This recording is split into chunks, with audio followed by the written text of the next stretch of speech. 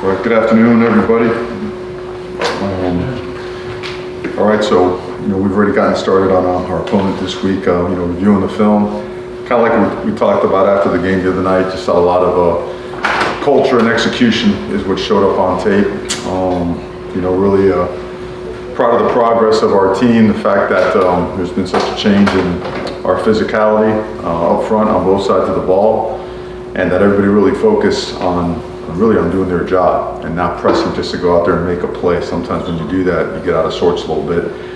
And for the most part, guys were doing their job and on point with it, and led to guys making a lot of plays. So, but that being said, I'll focus on Virginia, coming off a big win this past weekend. They got a lot of good players, a lot of speed on the field, and very disruptive on defense. They do a bunch up front. They present some challenges. Good practice this morning. Questions, please. Was that game the best showing of physicality you've seen since you've been back here, considering level of opponent and the performance? Is that what you want it to look like? I think that's maybe at the end of the year you really look at and draw comparisons, but it's a major step when you look at rushing totals.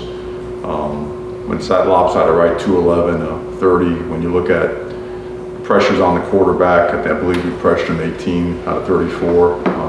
5 sacks, and I think we had 2 or 3 pressures, maybe more, maybe a fourth one, but no sacks.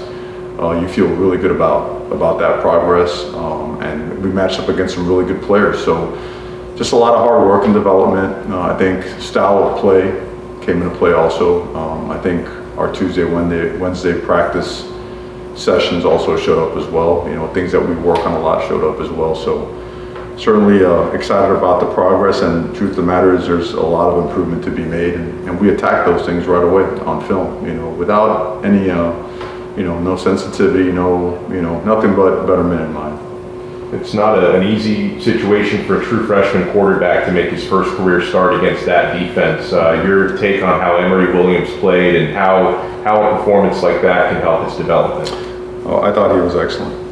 I do, and I think we all know, I know it sounds like a broken record. If that's your first start, there's going to be a speed adjustment. It's just going to happen a little bit faster. Things are going to move just a little bit crazier than what you can provide. But we do practice a lot of good on good during the season, so he does get a lot of speed on speed.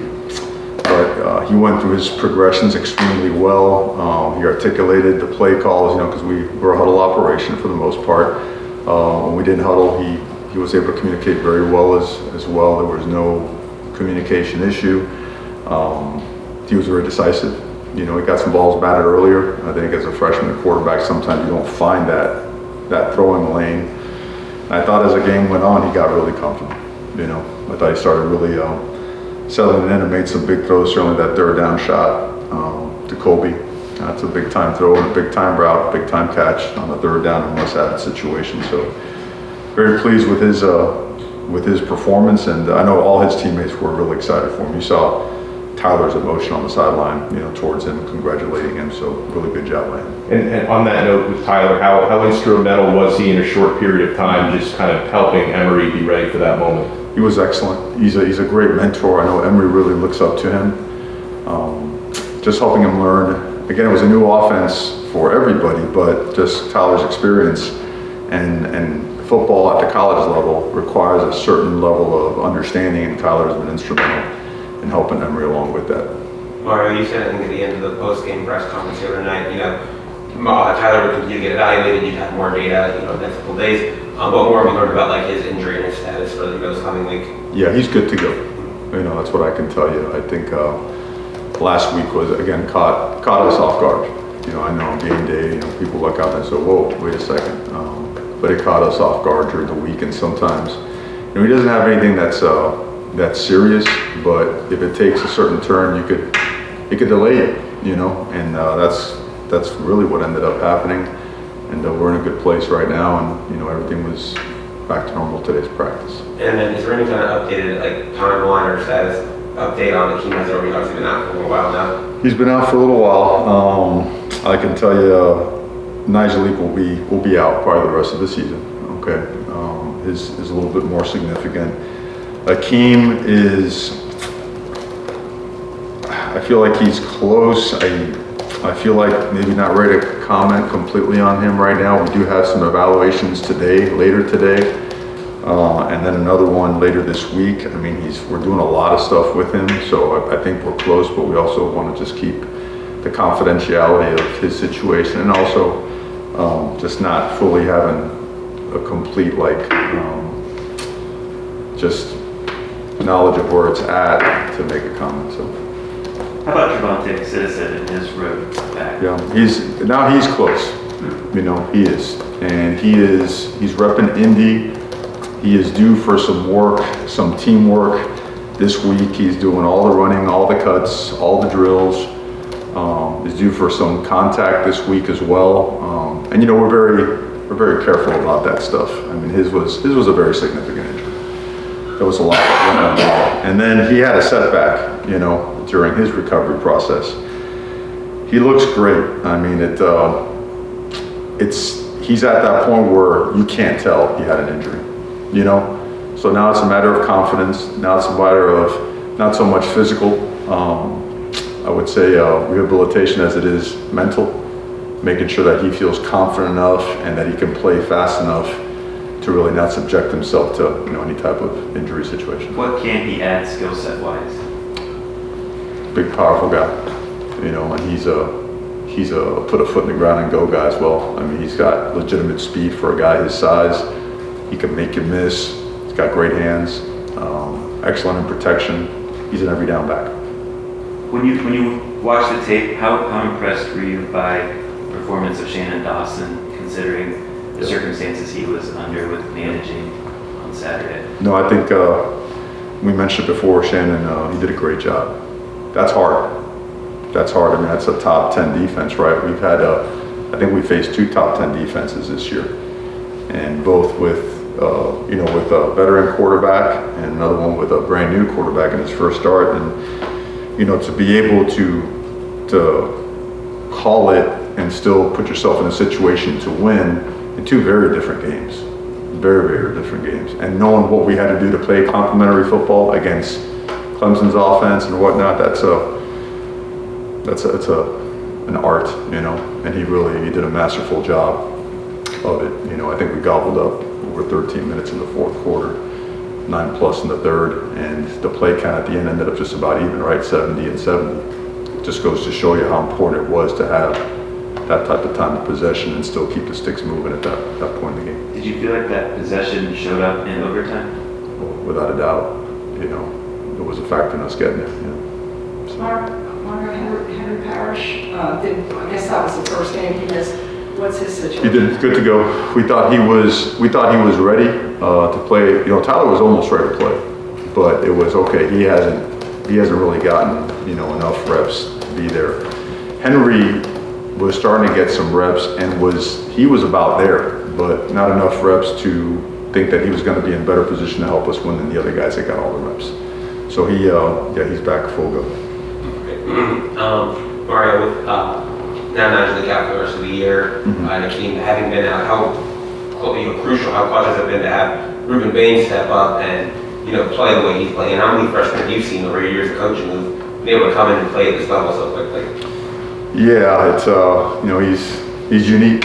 You know, he's done, and the thing is, he's doing it with power also. It's not like it's just a speed guy or a guy that comes in situationally. He's doing it on an every down basis, and his play count is probably the highest on the defensive line. So conditioning is in there as well. So he's been able to put veteran-like numbers and high-end veteran-like numbers as a true freshman, and doing the dirty work too now. You know, jumping in there and getting the A-gap sometimes when he's called to do so, and rushing the edge and taking on tight ends and tackles and chip blocks as well. So no, he's been incredible, and he just goes. You know, doesn't say much. Just focus on playing great football, and he's impacted the team not only as a player but also as a leader and as a person.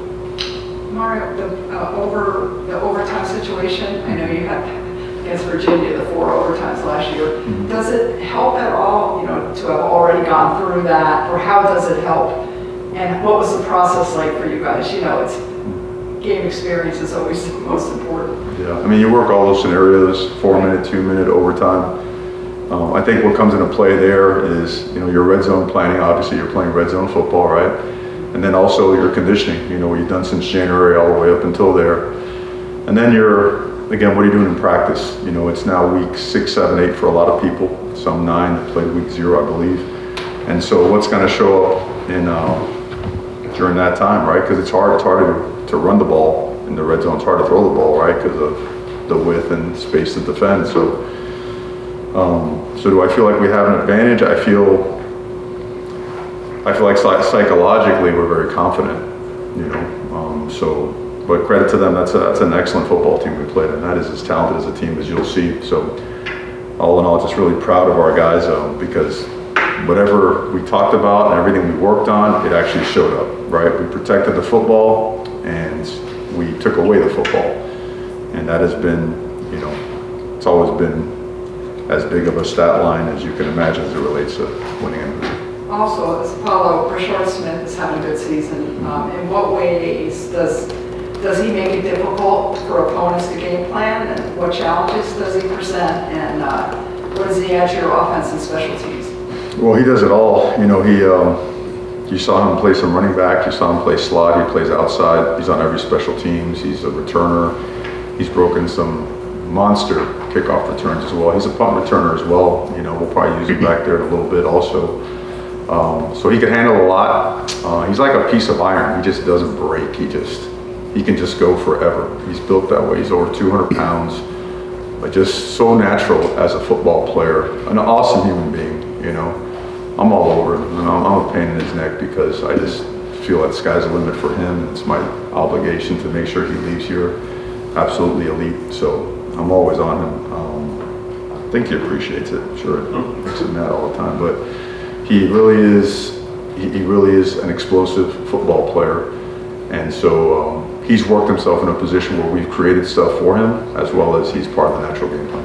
After watching the tape, what were some of the biggest differences week over week in the run defense improving? Well, we tried a couple different things structurally, and I think that showed. I think we did our job. That was a theme, and the guys will tell you, and everyone did their job, and they did it well. They did it fast. They did it with power. They did it with physicality, and played with a lot of effort. Really took on the attitude of, it's got to be this way. It's got to be a will not be denied attitude on every single play, whether it works out your way or not. So structurally, we threw in some things. Aside from that, we elevated our level of play. We played to a standard that we need to keep improving upon, and certainly we need to build upon that. Mario, the would-be, I thought it looked like a safety, but that officials reviewed and confirmed their original decision. Have you asked the ACC for any clarification on that, and any thoughts on that? Or why did they tell you that they didn't call it safety? If I could break this, I would. Next question, please. Do they explain to you, let's say, like the situation, can you ask them why did you confirm it? Can they tell We're you? awaiting a response. Okay. Emory's now sitting at 4 games. Does that change anything with approaching red shirts? No. Well, I don't think so. I think the day and age of red shirting is, there's a transfer portal, there's injuries, there's 3 and dones. If you can help a team and play, you play. If you bring value to a team, to waste someone on meaningless downs, though. If you're playing special teams, that's ultra valuable because you're one step closer to being a full-time player on offense and defense. The training of the speed of the game, angles, leverage, understanding concepts, special teams is far and away the best way to acclimate players. I know Emory's a different situation, but he just started the game. That's obviously the most value, right? You get out of that, but he's ready to go, and all systems go. What's your thought about Virginia? Just looking at them. Well, watching them up front, number one, they bring a lot of pressure. They're anywhere 36, 40% pressure. They're disruptive up front because they'll run a lot of stunts, but not only on third down, I mean, on first and second down to try to disrupt your run game. A lot of TEs, ETs, double TEs, which is something we haven't seen yet. The America's Blitz, field miss will bring the Sam and the Mike and the Will respectively, depending what part of the field you're on. They involve their secondary and pressures as well. They've got a really nice menu of pressures on third down. They're exotic, and you had to. We put in already extra time into all that stuff, knowing that third down, they really made it difficult for North Carolina last week. Forced some high balls, forced an interception at the end. It actually was a quarterback hit to seal the game with an interception.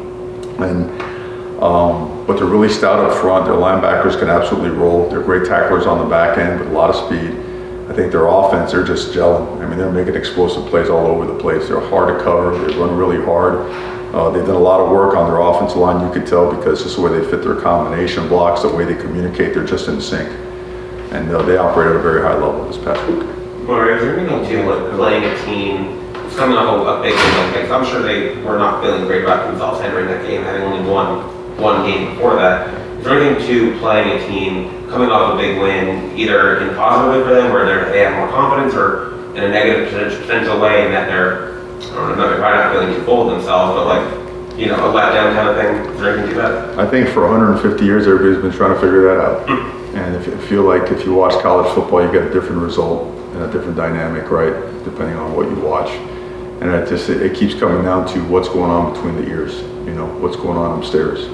Where is that mind? What is the mindset of the football team? Are you unified? Are you willing to fight through the tough times? Are you willing to take a shot right in the nose and be able to just keep getting up and up until it turns your way? Because we just had to do that, right? We got faced with that, and they were facing that, and they did it. So there's tangible evidence, right? There's film and proof that they are a team that is very capable of playing at a high level, and they did that. So, which is great for our guys to realize that, because probably one of the hardest things to convince players in coaching college football for whatever years is that everybody has good players. Everybody has really good players, in some way, shape, or form. Some have a ton of good players. But if you walk into a game thinking that you're gonna do well because you're better or they don't have good players, you're out of your mind. And this isn't related to Blue playing, this relates to just college football in general. And that's why I think you see, some of the, it's not, they're called upsets, but it's really who played better that day. It's not the best team, right? It's who plays best. And so whatever goes on between the ears has got to be the priority. It is for us on a week-by-week basis. And then, obviously they're the opponent this week. You're focused on beating them, but after everything they went through last year, are you happy for them that they were able to have this kind of nice moment, a joyous event for themselves? We are. We know we're setting up, some stuff that's it's really important to us. Gulliver's right down the road, and I can you imagine as a parent? Man, that's tough stuff. So we're certainly going to do everything we can to honor them. Mario, Don Cheney, I know when you mentioned something this morning, he got nicked up towards the end of the game. How is he doing? And I have a follow-up on another player. He's doing well. He's doing well. He got up, ended up getting back in the game, but he got up really slowly. So it was concerning at the time. But we feel like he's in a good place right now. And then the other thing is just Kobe Young has had some nice contested catches recently. And any comments on him and his progression? The best thing he did was, after that ball was knocked out of his hands, get right back up, dig route, the jump ball, the underthrown fade. That guy is, he's a machine. That guy just works. He is unbreakable, He fights through injury, he fights through nagging stuff, always a positive attitude. We got to slow him down during the week because his GPS numbers are so high. We don't want him to just use up all the gas in the tank before the game comes around. He's that kind of guy. We are super fortunate to have Kobe Young in this program. I think last week the O-line was nominated for the Joe Moore Award. I would assume every O-line group is different, and it's only been 7 games this year, but What do you like about this group, this O-line group that you guys have this year? They're legitimate, hardworking, tough, resilient, accountable, physical, smart, cohesive human beings that are team first guys. They want to see the team win. They want to do it. They all think they're super athletes. That's the only thing that's, you know, they all think they should have the ball or play where they get the ball, which we're not doing that. But they've got great personality.